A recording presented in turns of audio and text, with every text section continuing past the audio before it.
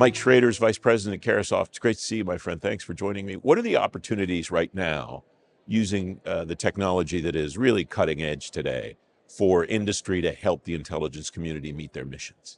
Well, I think the intelligence community has long embraced the buy versus build mentality, and long ago, dismissed the days of needing to build their own systems, and has embraced industry's leading edge solutions, especially those that are coming out of some of the emerging tech hotbeds in our country domestically, to allow them to focus more on the mission and the mission outcomes, as opposed to building and deploying technology. So I think the intelligence community has long embraced and continues to embrace, like never before, a partnership with industry and industry practitioners that can understand some of that mission and mission outcomes and help them drive those outcomes by providing, the technology side of in the increasingly digital world. What kind of questions are IC members asking you right now about technology and about the challenges they have that they would like tech to help solve? I think a couple of areas that we're seeming to getting a lot of questions from this community. One is the evolving cyber threatscape. I think across government, all agencies and all mission areas are focused on combating the cyber landscape and staying up with all of the evolving threats in that world. So cyber's still top of mind. I think OSINT is also a big topic area where more is occurring online. More of the intelligence and counterintelligence missions are happening in cyberspace, to where these OSINT tools are allowing them, better data, better processing, better analysis of how to combat and prosecute those threats. Mission delivery is challenging for some of these agencies that used to collect what's now widely available as OSINT. How's that changing the way that they're interacting with industry and the ways that they're getting access to information that they used to have to collect themselves?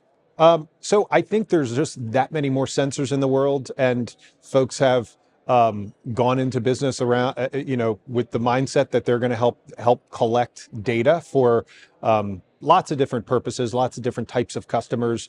But the government being top of mind, as far as the government doesn't own and operate all their own sensors at this point. They just can't physically, with all of the digital endpoints that are now, out there in cyberspace. So they rely on industry partners and collectors that are out there owning and operating sensors, collecting data, processing the data, and delivering it in a more of a finished intelligence format, or that much closer towards an finished intelligence format. You and I have spoken on a number of occasions about artificial intelligence, and one of the things that's striking to me as I listen to the conversations here is people are not talking about AI in the same way they do in other government conferences. It's not, we would like to incorporate AI.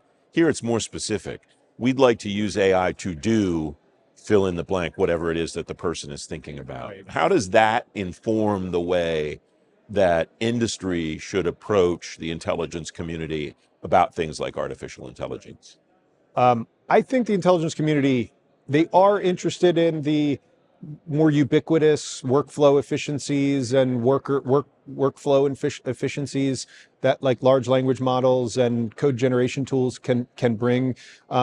But the increased focus that I guess contributes towards the mission would be around the analytics and speeding the time toward decision making, and closing the OODA loop on the decision cycle towards extra seconds can mean lives. So when intelligence professionals are able to make more informed, quicker decisions, it could mean the difference between lives lost or lives gained, as well as the prosecution of different threats around the globe. What do you think that intelligence professionals should be thinking about today that maybe is not something they have to deal with now from a technology perspective, but is over the horizon for them, that's coming? People talk about quantum all the time, and for 15 years we've been saying quantum's 5 years away, that kind of thing. Right. So maybe that's not it, but I wonder if there's something that folks should at least have on their radar screens today? Yeah, I mean, I think it's often talked about, but the world has its eyes on the evolving China threat, and the need for technological dominance in areas of AI and quantum. I think that is it should be top of mind, even though it's been talked about, and I don't believe it's being overlooked. I do feel like should be the number one priority that this community is focused on, combating that threat and maintaining that technological dominance. Not just building and developing the technology, but the intelligence and counterintelligence mission of protecting our IP and protecting what's being developed here in this nation is part of the intelligence mission as well. Final thought, that goes back to what we talked about at the beginning of the conversation about the cyber threat, and how you talked about how the cyber threat landscape's accelerating. Is Correct. that fair to say? Absolutely. And AI is only strengthening those threats that are out there in cyberspace.